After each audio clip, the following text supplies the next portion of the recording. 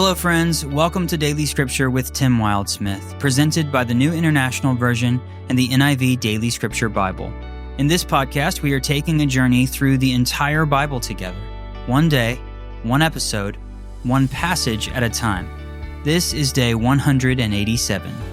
Our Old Testament reading today is 1 Chronicles 9:1b through 10:14. They were taken captive to Babylon because of their unfaithfulness. Now the first to resettle on their own property in their own towns were some Israelites, priests, Levites, and temple servants.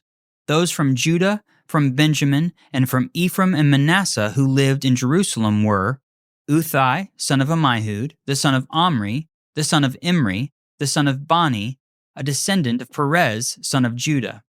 Of the Shilonites, Asaiah the firstborn and his sons. Of the Zerahites, Jeuel. The people from Judah numbered 690. Of the Benjamites, Sallu son of Meshullam, the son of Hodaviah, the son of Hasanuah. Ibneiah son of Jeroham, Elah son of Uzi, the son of Mikri, and Meshullam son of Shephatiah, the son of Reuel, the son of Ibnijah. The people from Benjamin, as listed in their genealogy, numbered 956. All these men were heads of their families. Of the priests, Jedaiah, Jehoiarib, Jachin. Azariah, son of Hilkiah, the son of Meshullam, the son of Zadok, the son of Meraioth, the son of Ahitub, the official in charge of the house of God. Adiah, son of Jeroham, the son of Pashur, the son of Malchijah. And Masai, son of Adiel, the son of Jazerah, the son of Meshullam, the son of Meshelemith, the son of Immer. The priests who were heads of families numbered 1,760. They were able men, responsible for ministering in the house of God. Of the Levites, Shemaiah son of Hashub, the son of Azrikam, the son of Hashabiah, a Merarite. Bakbakar, Haresh, Galal, and Mattaniah son of Micah, the son of Zikri, the son of Asaph. Obadiah son of Shemaiah, the son of Galal, the son of Jeduthun. And Berechiah son of Asa, the son of Elkanah, who lived in the villages of the Netophathites. The gatekeepers, Shallum, Akub, Talmon, Ahiman, and their fellow Levites, Shallum their chief being stationed at the king's gate on the east, up to the present time. These were the gatekeepers belonging to the camp of the Levites. Shallum son of Kor, the son of Abiasaph, the son of Korah, and his fellow gatekeepers from his family, the Korahites, were responsible for guarding the thresholds of the tent, just as their ancestors had been responsible for guarding the entrance to the dwelling of the Lord. In earlier times, Phinehas, son of Eleazar, was the official in charge of the gatekeepers, and the Lord was with him. Zechariah, son of Meshelemiah, was the gatekeeper at the entrance to the tent of meeting. Altogether, those chosen to be gatekeepers at the thresholds numbered 212. They were registered by genealogy in their villages. The gatekeepers had been assigned to their positions of trust by David and Samuel the seer. They and their descendants were in charge of guarding the gates of the house of the Lord, the house called the tent of meeting. The gatekeepers were on the four sides, east, west, north, and south. Their fellow Levites in their villages had to come from time to time and share their duties for 7-day periods. But the four principal gatekeepers, who were Levites, were entrusted with the responsibility for the rooms and treasuries in the house of God. They would spend the night stationed around the house of God because they had to guard it, and they had charge of the key for opening it each morning. Some of them were in charge of the articles used in the temple service. They counted them when they were brought in and when they were taken out. Others were assigned to take care of the furnishings and all the other articles of the sanctuary, as well as the special flour and wine and the olive oil, incense, and spices. But some of the priests took care of mixing the spices. A Levite named Mattathiah, the firstborn son of Shallum the Korahite, was entrusted with the responsibility for baking the offering bread. Some of the Kohathites, their fellow Levites, were in charge of preparing for every Sabbath the bread set out on the table. Those who were musicians, heads of Levite families, stayed in the rooms of the temple and were exempt from other duties. because they were responsible for the work day and night. All these were heads of Levite families, chiefs as listed in their genealogy, and they lived in Jerusalem. Jael, the father of Gibeon, lived in Gibeon. His wife's name was Maacah, and his firstborn son was Abdon, followed by Zur, Kish, Baal, Ner, Nadab, Gedor, Ahio, Zechariah, and Mikloth. Mikloth was the father of Shimeam.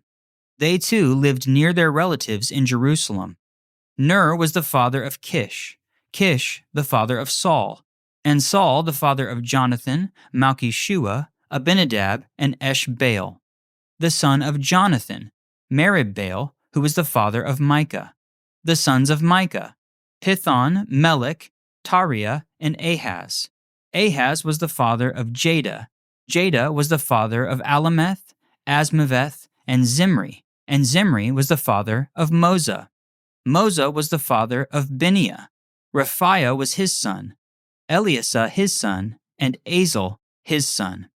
Azel had 6 sons, and these were their names: Azrikam, Bokeru, Ishmael, Shariah, Obadiah, and Hanan. These were the sons of Azel. Chapter 10. Now the Philistines fought against Israel. The Israelites fled before them, and many fell dead on Mount Gilboa. The Philistines were in hot pursuit of Saul and his sons, and they killed his sons Jonathan, Abinadab, and Malchishua. The fighting grew fierce around Saul, and when the archers overtook him, they wounded him. Saul said to his armor-bearer, "Draw your sword and run me through, or these uncircumcised fellows will come and abuse me." But his armor-bearer was terrified and would not do it. So Saul took his own sword and fell on it. When the armor-bearer saw that Saul was dead, he too fell on his sword and died. So Saul and his 3 sons died, and all his house died together. When all the Israelites in the valleys saw that the army had fled and that Saul and his sons had died, they abandoned their towns and fled, and the Philistines came and occupied them. The next day, when the Philistines came to strip the dead, they found Saul and his sons fallen on Mount Gilboa. They stripped him and took his head and his armor and sent messengers throughout the land of the Philistines to proclaim the news among their idols and their people.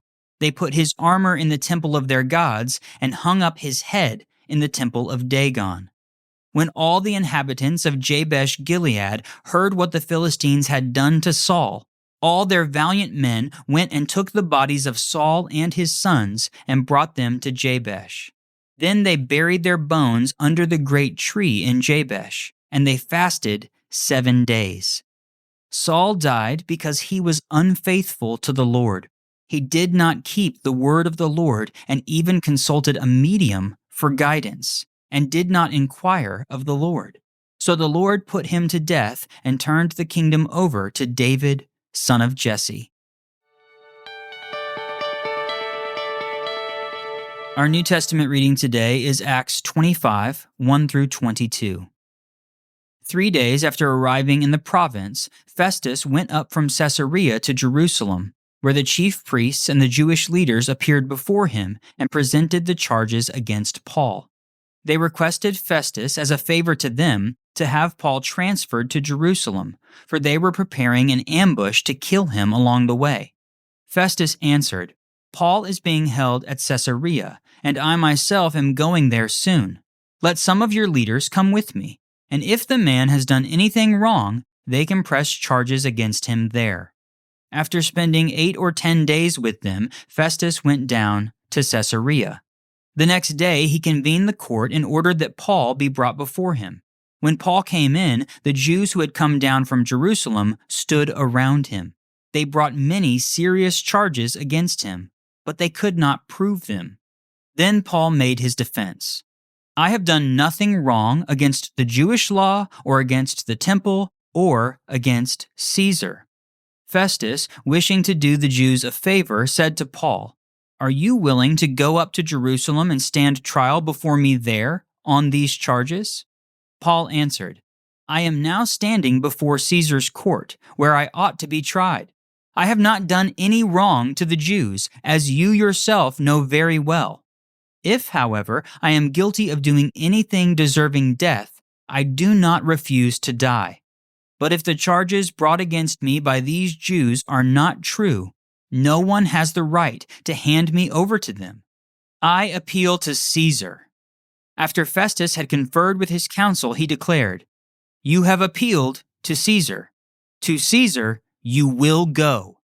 A few days later, King Agrippa and Bernice arrived at Caesarea to pay their respects to Festus. Since they were spending many days there, Festus discussed Paul's case with the king.